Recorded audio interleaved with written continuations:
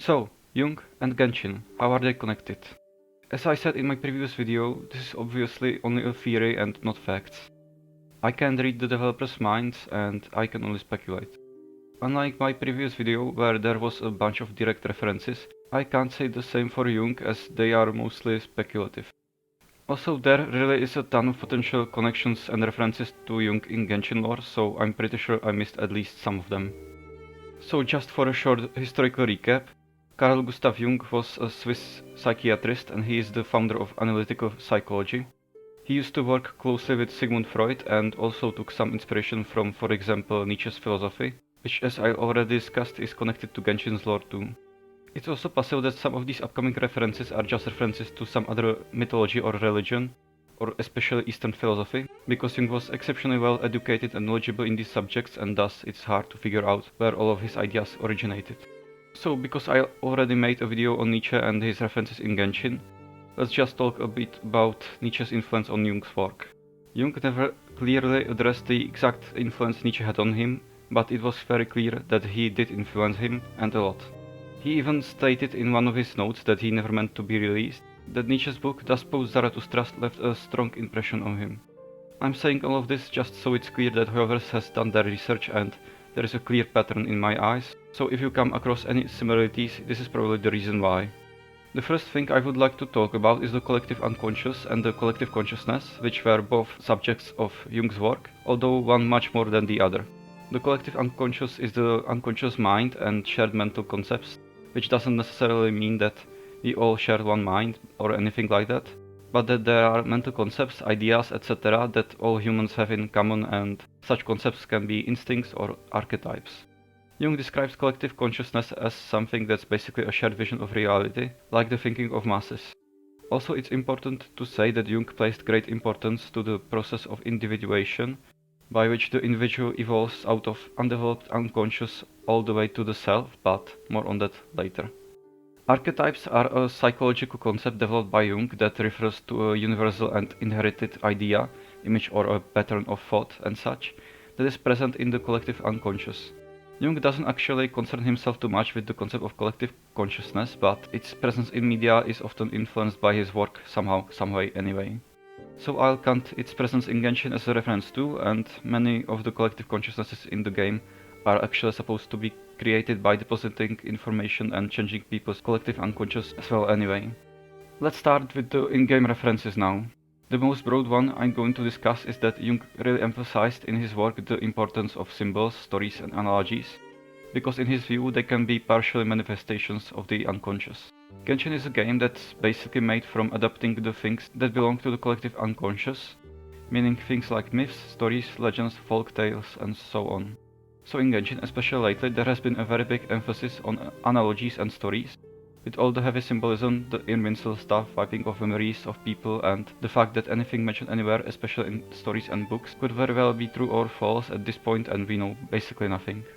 Second, there are a bunch of references which could be linked to the collective unconscious. Probably the most obvious connection is Irminsul and how it basically functions like a huge source of collective unconscious that shapes every single person from Teyvat and also stores all the informations and memories of everyone from Teyvat. Irminsul seems to work like an instrument that decides the contents of people's collective unconscious. I've heard many people compare it to a massive digital database in which things like forbidden knowledge could be considered something like a malware. The Akasha has a very similar function to Irminsul as it connects directly to people's unconscious and stores a huge amount of information, like one big shared brain, but not exactly, because you have to actively search for the information you want. So it's more like the information is in your unconscious and you have to transfer it to your consciousness. Then in Sumeru there is also the Aranara's shared dream, which could be considered a connection of many minds of the Aranara to create this dream space, and dreams are supposed to be the manifestations of the unconscious, according to Jung and Freud at least. In Hinda Story Quest there is this one scholar named Moses that escapes his consciousness into a dream world that uses what remained of Akasha and tries to get other people to join him. So this one is actually closer to the concept of collective unconscious than the other. And all of these, meaning Irminsul, Akasha, the Aranara dream space and Moses' dream realm, are closely connected through the concept of dreams. And Jung and Freud both linked the source of the dreams to the unconscious. Next is King Deshret and the Golden Slumber, which refers to his plan to create this huge hive mind, or collective consciousness where everyone loses their individuality and merges together. And we see this in the game as in the world quest called Golden Slumber, Jabrail's and Samael's consciousnesses eventually merge into one. And in Alchemy's story quest, a scholar named Siraj tries to create something very similar to the Golden Slumber by creating a huge hive mind in which people lose their individuality. Except he was trying to control the whole hive mind by himself, and that eventually didn't work out as he wanted when everyone started doubting him and the collective consciousness collapsed. In Sumeru, there are also some notes left probably by Dottore that suggest that the Fatui were trying to control the dreams the same way the Aranara do. And the notes also talk about trying to conquer both the reality and the dream to transcend, which leads us to someone trying to supposedly control the collective unconscious of people through dreams again. Next, the whole plot and lore of Fontaine is filled with references to collective consciousness, wills and the unconscious.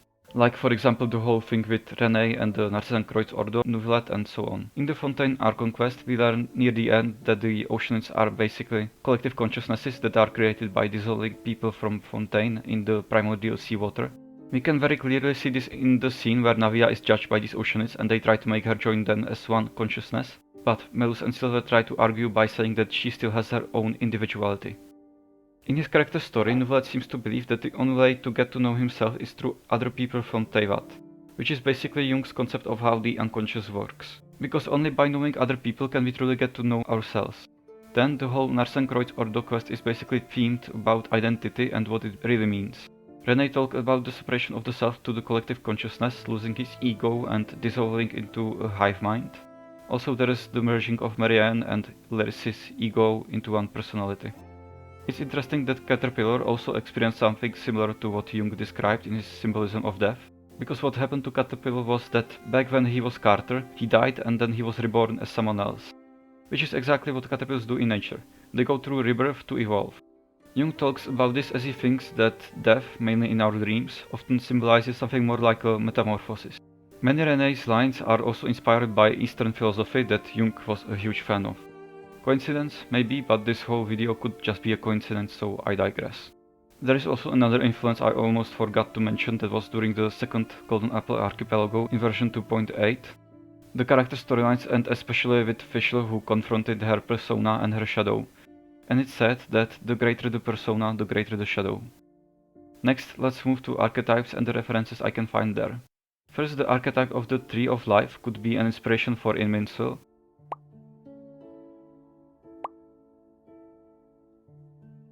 as it's often depicted as an underworld tree and the Tree of Knowledge, which would be exactly the same as Irminsul.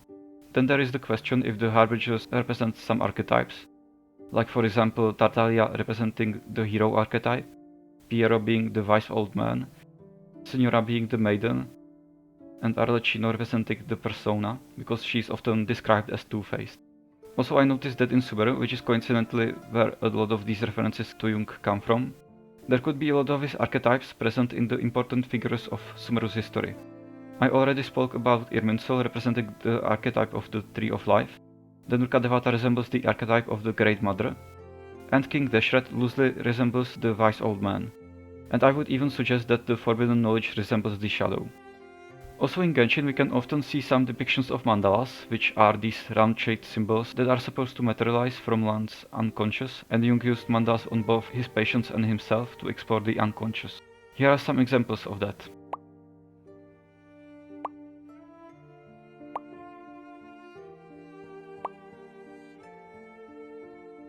Jung was also greatly interested in alchemy, which he believed had many similarities with his concept of archetypes and such. Jung found many analogies between alchemy, Christian dogma and psychological symbolism. He thought that the purpose of alchemy was to communicate with the unconscious through symbols. For example, the archetypes of anima and animus, which represent the feminine and the masculine in our collective unconscious. And in the process of individuation, you have to integrate them to become the self, which is the final stage of individuation. This is a concept that's present in alchemy as well, where it's referred to as the primordial human, which is by the way referenced in Ryan Lauter's so-called primordial human project. Speaking of individuation, there are some interesting similarities between that process and receiving a vision, as it's described in the Genshin lore. For example, we learn in Alchemy's character story in his profile that he is someone who has succeeded in understanding the self, and he seems very authentic, which is roughly what Jung described. So we could theorize that vision holders are the ones who achieved individuation. So now let's talk about the importance of the opposites in Jung's beliefs. As you may have already guessed, they play a huge role in Jung's worldview. Like I already mentioned, he really liked Eastern philosophy and mythology. So in his view, the whole world is made of opposites, and he thought that there isn't anything in our unconscious that doesn't have an opposite, like anima and animus, men and women, persona and shadow, introversion and extraversion, yin and yang, and so on. Genshin also could be influenced by this, as there are many depictions of this in the game, like the Uja and Numa, the Abyss and Celestia, Void and Quarena, Quantum and the Imaginary. I could continue, but this may just be one huge stretch, so I won't. The three realms of Genshin Impact oddly remind me of Jung's three realms of psyche. There is the consciousness, the personal unconscious, and the collective unconscious, which could correspond to the human, light, and abyssal realms in Genshin. Jung was greatly interested in Gnosticism, and Genshin derives a lot of its symbolism and lore from Gnosticism. For example, the Gnostic chorus, Gnosis, or the Alchemy, but there's many more. Jung loved symbols and placed great importance in them, as they are, again, manifestations of our unconscious, and Genshin is full of symbolism everywhere we look. A rather interesting one that I noticed, and surprisingly for me, didn't see many other people talk about, is Orobashi, aka the serpent god from Enkanomiya. Many people pointed out that he is probably inspired by Orochi from Japanese mythology, but I think that he is also inspired by Ouroboros, which is a symbol that Jung liked a lot and that is often linked to both Gnosticism and alchemy. It's this serpent biting its own tail, often representing the cyclic nature of things. It's also depicted with both light and dark colors, which symbolize again the opposites that Jung liked so much, similar to yin and yang.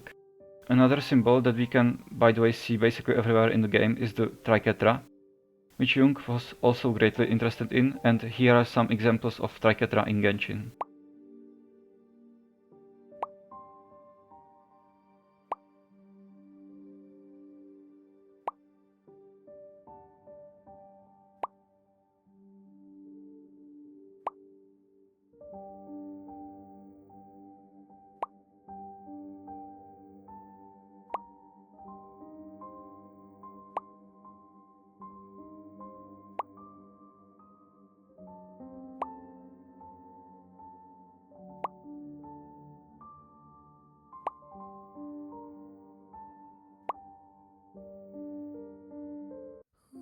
Well, and that's it for the connections I found. I have to say that I had a lot of trouble recognizing which connections are possibly references to Jung and which ones are too much of a stretch. Because there are more of them than there are to Nietzsche's work, and they are mostly not specific, but rather more broad. I hope that at least some of the connections I made in this video are real and not just my imagination.